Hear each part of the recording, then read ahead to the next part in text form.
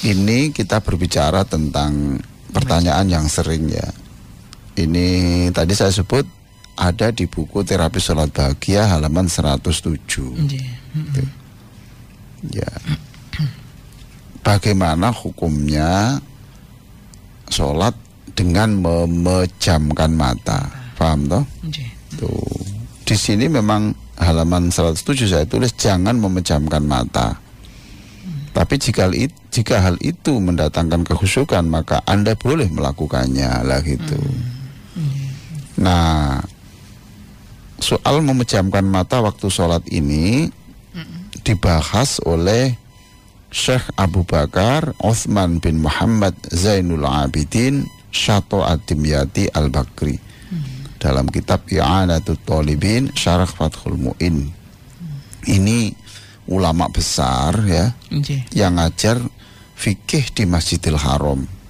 Masya Allah. Tuh, di Masjidil Haram tahun 18-an lah. Abad ke-18. Iya, abad 18 mendekati. Iya. Kok lama. Nah, ini memang umurnya hanya 44 tahun, Mas. Beliaunya 44 iya. tahun. Tapi karyanya luar biasa banyak. 44 tahun loh. Iya. Mas Ishak berapa? Masih 26. 26 ya. Nanti Mas 44 tahun harus punya karya-karya. Ya. Iya, Bro. Beliau hidup pada saat tidak ada teknologi loh. Tidak ada teknologi informasi. Ya Allah. 44 sudah punya karya besar. Jadi kalau ditanya Allah meninggal itu apa karyamu di dunia ini untuk agama? Saya sudah menulis buku. Ya sudah selesai. Dan buku itu dibicarakan sama sekali. Nah itu Imam Syato Ad-Dimyati Al-Bakri ini ngajar agama fikih di Masjidil Haram. Punya murid namanya Kiai Haji Ahmad Dahlan. Oh ya Allah. Yang pendiri Muhammadiyah itu. Punya murid lagi juga namanya Syekh Kiai Haji Hasyim Asy'ari. Yang pendiri NU juga. Iya. Wah, jadi yang mendirikan NU, yang mendirikan Muhammadiyah itu dari guru yang sama. Ya. Iya. Jadi kalau NU dan Muhammadiyah itu beda pandangan sedikit, tapi dari guru yang sama, insya Allah tidak apa-apa. Nggak apa-apa ya, Bro. Termasuk hari ini ada berita saya yang melegakan bahwa NU dan Muhammadiyah setuju bersama-sama untuk tidak menggunakan agama untuk kepentingan politik. Alhamdulillah, Masya Allah. Itu. Jadi jangan sekali-kali menggunakan agama untuk kepentingan politik. Kalau ingin mendapatkan suara dari orang, itu jangan menggunakan basis agama, menggunakan dasar organisasi, tetapi yang Anda unggulkan itu kira-kira visi misimu itu apa untuk membawa orang ini sejahtera dan juga beragama. Itu bagaimana membuat bangsa ini sejahtera juga beragama, kemudian dekat kepada Rasulullah tercinta, yaitu sejahtera ini damai, sejahtera, mengenal agama, akhlak mulia. Itu programmu itu apa? Jadi kita tidak lihat not religion but a person, a person not religion. Jadi bukan not religion but a person. Jadi artinya itu tidak melihat dia itu backgroundnya apa, tetapi kemampuannya. Ini. Nah, luar biasa ya, umur 44 tahun loh, Mas. 44 tahun sudah berkarya begitu. Nah, ini mengatakan begini. Bagaimana hukumnya kalau saya sholat ini memejamkan mata? Ini hukumnya, ini luar biasa atau pinternya orang ini ya.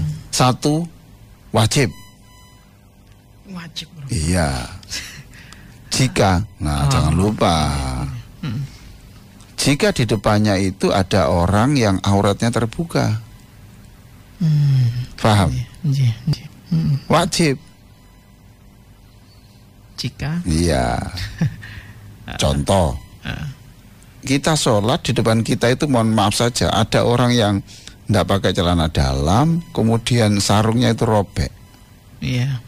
sampai pantatnya kelihatan. Nggih. Mungkin enggak ini? Mungkin, Bro. Ya mungkin. Saya loh pernah, Mas. Jadi imam itu saya menggunakan sarung, terus diingatkan oleh orang belakang saya mau imam sholat Jumat itu di masjid besar. Akhirnya saya masuk ke ruangan sebentar untuk ganti sarung. Oh, Masya Allah. Iya itu. Jadi Gitu ya. ada iya belakang saya itu robek. Iya robek gitu. Ya, nah itu kalau maunya diteruskan itu makmumnya wajib memejamkan mata. Ya memejamkan. Ya bisa saja terjadi itu.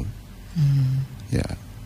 Mungkin orang agak nggak waras, tiba-tiba sarungnya dilepas di situ. Wallahu a'lam, namanya stres itu kan nggak bisa ditentukan waktunya. Ya toh. Gitu. Atau saya pernah juga sholat bersama istri saya itu di sebuah pertokoan karena mencari masjid tidak ketemu di Cina Cina. Guangzhou, Shenzhen. Jadi saya terpaksa sholat di toko. Ya toko itu. Di sebelah toko itu dekat sampah lah. Gitu.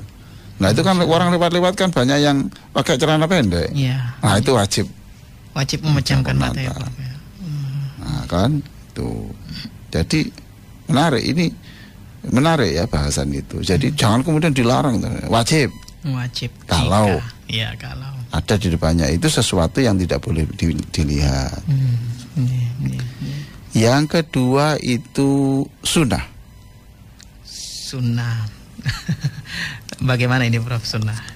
Sunnah kalau di sekitarnya itu ada gambar atau lukisan atau apa yang bisa merusak konsentrasi. Masya Allah. Ya. Sholat kemudian tiba-tiba di depannya itu mohon maaf saja itu bajunya orang ini batiknya unik sekali itu. Ya. Unik sekali. Ya, ini menarik lah, ini bisa dilihat. Apalagi imamnya bacaan ayatnya panjang. Nah itu gimana? Sunnah memejamkan. Gitu ya. Ya, sunnah memejamkan. Masya Allah. Itu sudah memejamkan. Apa juga sajadah yang berornamen ada gambar-gambarnya itu juga? Lihat orangnya lah. Kalau dia tidak terganggu ya tidak. Gitu. Tapi kalau dia merasa terganggu, disunnahkan untuk memejamkan mata. Jadi memang aslinya itu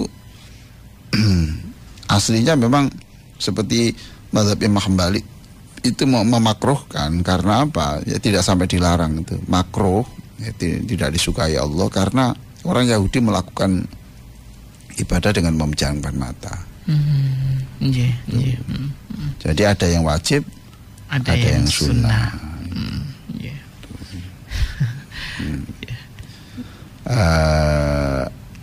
Juga makruh ya jika tidak ada alasan. Makruh jika tidak ada alasan. Bagaimana itu, Prof? Jadi kan ada yang makruh ya. Makruh itu berarti boleh kalau tidak ada alasan. Ada alasan boleh. Kalau ada alasan itu boleh. Contoh, kalau ini ya, contoh makruh kalau tidak ada alasan. Jangan contohnya nggak ada alasan. Artinya gini, kalau dia itu bisa melihat, membuka mata itu tidak terganggu, paham toh? Tidak terganggu, bisa tetap khusyuk. Maka jangan memejamkan mata. Iya, karena Nabi tidak pernah menganjurkan untuk memejamkan mata, enggak. Jadi kalau dia itu dengan membuka mata kok enggak ada persoalan, enggak mengganggu, enggak bahaya, ya sudah. Tapi kalau di situ itu ada hewan yang akan menerkam, di sini banyak binatang-binatang yang berbahaya, paham tak itu? Ada orang yang bermaksud jahat umpamanya, ya kan gitu. Maka di situ tidak boleh memejamkan mata, harus terjaga. Harus mukanya terbuka. Karena kalau nanti ini ada hewan yang mau menerkam, ya itu harus dilawan. Walaupun dalam keadaan sholat. Jadi yang kan ibadah itu kan tidak boleh mengorbankan nyawa. Hewan merekam. Atau contoh mamanya gini, wah ini nanti ini dekat banyak orang gila di sini nih, di sebelah sini ini. Dan nanti ini bisa ini, maka jangan memejamkan mata. Nggak mengapa itu harus melawan tadi itu. Ada kalau binatang, ada ular, ada ini itu nanti kalau nanti dia memejamkan mata kan berbahaya. Nah, diterangkan di dalam hadis yang diriwayatkan dari Ibnu Khuzaimah dari Abu Hurairah, anna Rasulullah sallallahu alaihi wasallam amara bi qatlil aswadaini fi shalah al-aqrab wal hayyah. Rasulullah sallallahu alaihi wasallam memerintahkan untuk membunuh walaupun dalam keadaan sholat dua binatang hitam, yaitu kalajengking dan ular. Walaupun dalam keadaan sholat. Tidak usah dibatalkan. Nggak batal ketika waktu berat itu, Prof. Berbahaya ya sudah itu, tidak usah dibatalkan. Nah itu. Makanya berarti lihat-lihatlah masalahnya itu seperti apa. Tapi kalau itu dengan memejamkan mata itu tidak bahaya, itu tidak bahaya, dan dengan memejamkan mata itu kok dia lebih fokus, lebih konsentrasi, maka bolehlah untuk memejamkan mata. Iya, memejamkan mata. Itu pun juga harus dilihat. Kalau maunya memejamkan mata khusyuk tapi dia kok sudah mulai mengantuk, itu tidak boleh. Iya. Dikhawatirkan nanti bacaannya keliru terus tertidur. Mestinya membaca wama ana minal musyrikin itu, dan saya bukanlah orang-orang yang musyrik, menyekutukan Allah, bertuhan lebih dari satu. Keliru, wama ana minal muslimin. Saya bukan orang Islam, gimana? Jadi saya maka Ibnu Qayyim al-Jauziyah mengatakan jika tetap bisa khusyuk dengan membuka mata, maka jangan memejamkan. Tapi kalau itu membantu kekhusyukan, maka tidak masalah.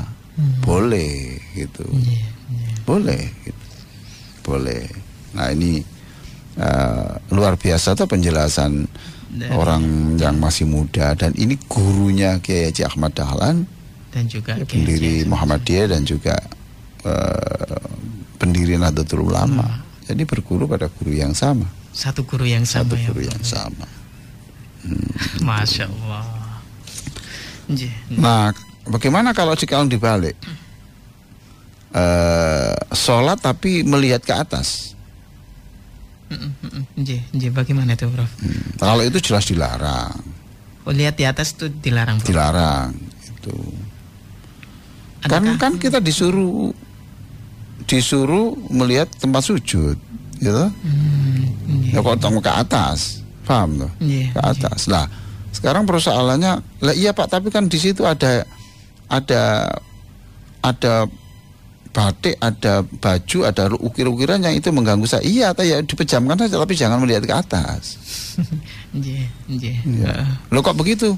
Iya, ini dalam hadis yang diriwayatkan oleh Imam Muslim dari Jabir bin Samurah radhiyallahu an, Nabi bersabda, la yantahiyanna aqwamun yarfa'una absarahum ila sama. Itu sungguh tolonglah, hentikan, jangan sampai ada orang, laranglah, jangan sekali-kali melakukan, tolong beritahu orang-orang itu supaya tidak mengarahkan pandangannya ke langit. Aula tarji'u ilaihim. Kalau nanti diterus-teruskan, bisa saja nanti matanya terus ke atas terus, atau dimaksudkan tuh menjadi buta loh ya, gitu. Masya Allah. Karena larangannya keras. Nah ini Mas, itu saya terangkan di halaman 107 itu. Ibnu Qayyim al-Jauziyah berkata, tidak ada satupun hadis yang menjelaskan Rasulullah sholat dengan memejamkan mata. Memang tidak ada. Nggak ada satupun ya, Bro? Tidak ada. Bahkan ketika sholat, Nabi pernah seakan-akan tangannya mengambil anggur di surga, seolah-olah juga menyaksikan wanita disiksa. Allahumma sholli ala Muhammad. Ya, jadi Nabi itu bisa melihat surga loh Mas. Ketika waktu dalam keadaan Iya, sholat, waktu sholat itu. Lalu Nabi Muhammad seperti menyaksikan ada wanita yang disiksa karena hewan piaraannya mati kelaparan. Dan juga Nabi pernah juga mencekik setan yang menampakkan diri di depannya. Itu berarti Nabi membuka mata toh? Gitu. Tidak ada. Nah, tapi mayoritas ulama, hampir seluruh ulama itu memperbolehkan jika gitu. Iya, ada memperbolehkan ilatnya, jika ada alasannya, yaitu lumayan bisa lebih konsentrasi. Bahkan tadi wajib untuk membuka mata. Ya, kalau depannya ada aurat. Nah, kan kita sholat di masjid, dia di tepi jalan, menyeberangi jalan, di sepanjangnya itu banyak wanita-wanita yang lewat. Ini wajib. Iya, ya gitu. J. Demikian ya, mudah-mudahan manfaat.